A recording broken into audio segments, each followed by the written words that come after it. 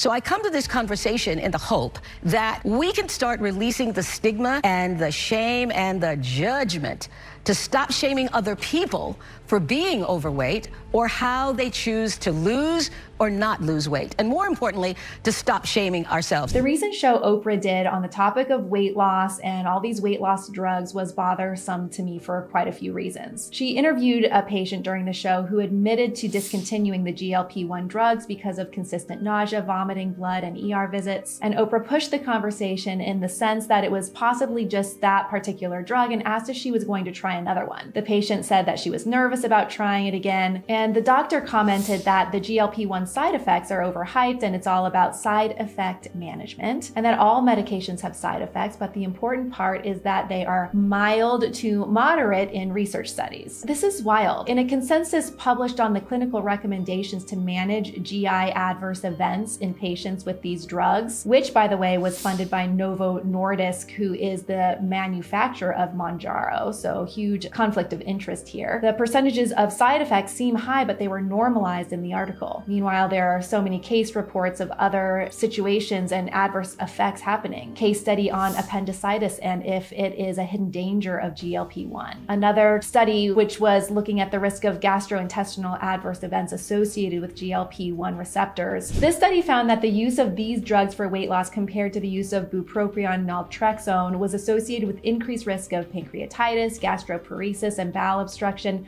but not biliary disease, gallbladder disease. Yet then there's another study on the association of the GLP-1s with risk to gallbladder and biliary disease, and it was a systemic review and meta-analysis of some randomized controlled trials, and it found that GLP-1s were associated with increased risk of gallbladder or biliary disease, especially when used at higher doses for longer durations and for weight loss. The Ozempic label actually was updated to include blocked intestines as a potential side effect and was added in June 30th, 2023 as a warning. And there are also quite a few lawsuits associated with the drugs. I know this happens for all drugs. However, anytime I came across any side effect associated with these specific drugs, the medical explanation was that it was very rare. It just seems like these severe side effects will be written off because of the money and high-powered pharmaceutical companies involved. Maybe this is not shown in human studies yet, but I know at least 50 people on semaglutide and tirzepatide, and they all have had complications. One developed pancreatitis after a few months, many have had multiple ER visits, most on chronic Zofran to alleviate the mild to moderate nausea, and all had diarrhea, constipation, and all of them that I know are off of the drugs because they couldn't tolerate those side effects. It just seems irresponsible to downplay the side effects on national TV where it's known